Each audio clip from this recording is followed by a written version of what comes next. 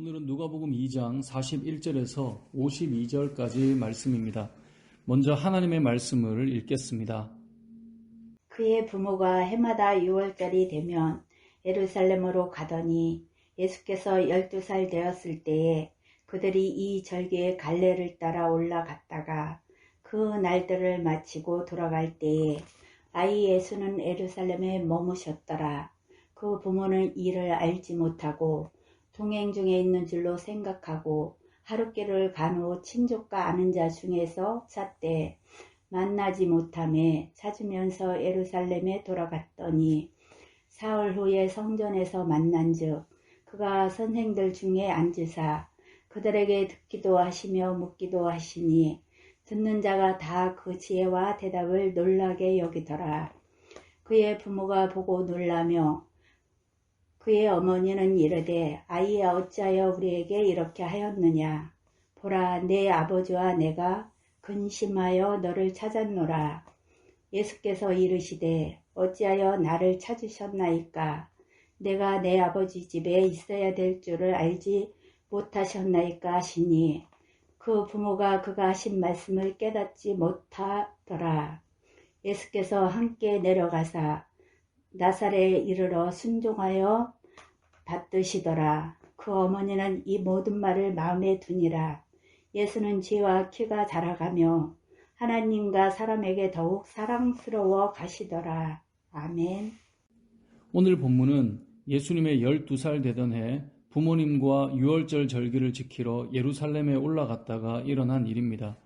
절기를 마치고 부모님과 함께 돌아가는 과정 속에 부모님은 당연히 예수님도 따라오고 있는 줄 알았는데 알고 보니 함께 하지 않았던 거예요. 이 아이가 없어졌으니 얼마나 놀랐겠습니까? 그래서 예수님을 찾으면서 예루살렘으로 되돌아가요. 그렇게 가봤더니 예수님께서는 성전에서 랍비들과 대화를 하고 있었습니다. 얼마나 당황스럽겠습니까? 예수님의 어머니가 말씀하죠. 왜 안 따라와서 엄마와 아빠를 근심하게 하느냐? 그러자 예수님께서 말씀하십니다. 누가복음 2장 49절인데요. 예수께서 이르시되 어찌하여 나를 찾으셨나이까? 내가 내 아버지 집에 있어야 될 줄을 알지 못하셨나이까 하시니. 아멘. 예수님께서 어렸을 때에도 하나님과 자신과의 관계를 자각하고 있음을 알 수 있는 내용인데요. 저는 오늘 이 본문의 내용을 살펴볼 때 이 사흘 후라는 시간을 중심으로 두 가지를 좀 생각해 보려고 합니다. 첫 번째는 성전에 계신 예수님의 모습입니다. 예수님께서 랍비들과 함께 어떤 모습으로 앉아 있었습니까? 46절을 읽어보겠습니다. 사흘 후에 성전에서 만난즉 그가 선생들 중에 앉으사 그들에게 듣기도 하시며 묻기도 하시니. 아멘. 자, 랍비와 함께 앉아 있는데 그들에게 듣기도 하고 또 묻기도 하고 그리고 47절을 보면 대답도 해주십니다. 근데 그 대답이 얼마나 지혜로운지 다들 감탄하며 그 시간들을 보내고 있습니다. 그런데 시간을 보니 얼마나 흘렀다고요? 46절의 시작이 사흘 후에입니다. 사흘 후. 그러니까 예수님의 부모님이 사흘 후에 성전으로 다시 와서 예수님을 만났으니 이게 잠깐도 아니고 얼마나 많은 대화의 시간이 있었겠습니까? 누구와요? 랍비들과요. 근데 랍비들과 그 긴 시간 동안 대화를 한다는 것은 만약에 예수님께서 그 랍비들의 말을 듣는 것이 부족했다면 사흘 후까지 이런 모습이 가능했을까요? 만약에 예수님의 질문하는 것 자체가 너무나 아이들의 질문 같았다면 랍비들과 이 사흘 후라는 시간까지 시간을 가지는 것이 가능했을까요? 만일 랍비들의 질문에 대답하는 것이 12살 어린 소년의 엉뚱한 대답이었다면 가능했을까요? 당연히 거기에 그 시간 동안 앉아있지도 못했을 것입니다. 이 사흘 후라는 것을 통해 우리가 무엇을 알 수 있습니까? 예수님께서 그 시간 동안 랍비와 함께 있는 시간이 어땠을지 우리가 가늠해 볼 수 있게 됩니다. 어린 소년이지만 진지하게 질문을 하시면서도 때로는 또 유쾌하게 대답을 할 줄도 아시고 모든 말씀에 능하여 친절하게 설명해주는 그 모습, 공생의 사역에 예수님의 그 모습이 아마 이 안에서 경험되고 있었을 것입니다. 이것은 지금 우리 시대에도 저는 동일하게 하나님께서 역사하신다라고 믿습니다. 어떻게요? 우리가 하나님께 나와 질문을 하고 우리가 하나님의 음성을 듣기를 원한다면 반드시 우리는 친절하게 우리를 만나주시고 우리에게 필요한 대답을 주시는 하나님을 경험하게 될 것입니다. 하나님은 우리를 부르십니다. 그리고 대답해 주기를 원하십니다.